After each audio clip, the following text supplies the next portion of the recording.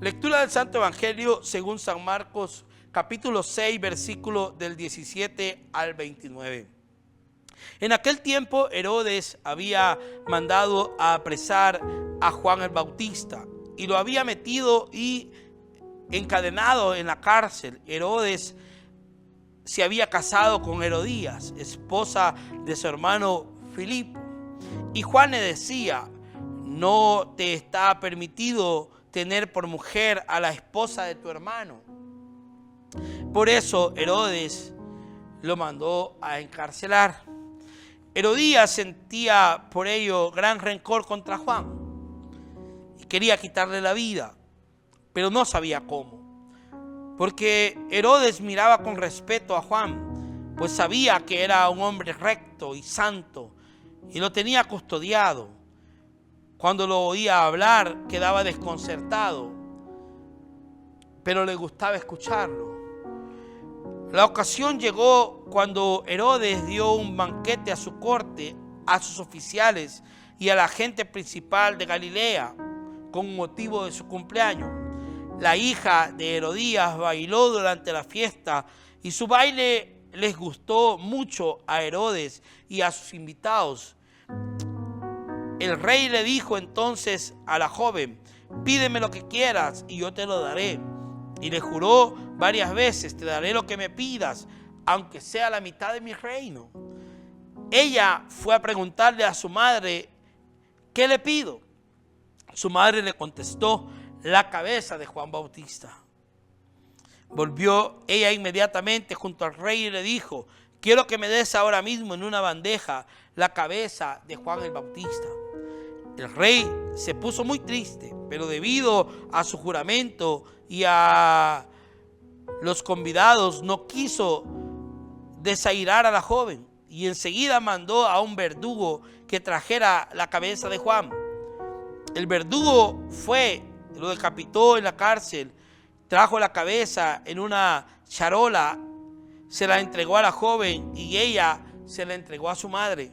Al enterarse de esto, los discípulos de Juan fueron a recoger el cadáver y lo sepultaron. Palabra del Señor. Hermanos, esta palabra es conmovedora porque un hombre santo, como dice la palabra, un hombre recto, que anunciaba la llegada, digamos, la venida del Señor, que iba delante de él abriendo brecha, como él mismo lo dijo, que iba delante de él predicando, hablando con la verdad, hablándole a aquellos que nunca habían escuchado un mensaje así de radical. Él decía: raza de víboras, un mensaje, digamos, directo, sin ningún tipo de adorno, a tal punto que este hombre, Herodes, les gustaba escucharlo. No le gustaba quizás lo que escuchaba, pero sí sabía que era un hombre de Dios y ahí se quedaba escuchando. Lo cuestionaba, lo confrontaba, pero le gustaba escucharlo. Sabía que ese hombre era un hombre que había a Dios escogido y ungido desde antes de nacer, pero que movido en un momento, digamos, de fiesta, en un momento eufórico, él se deja llevar y dice: ¿qué quieres que te dé? A la hija de esta mujer.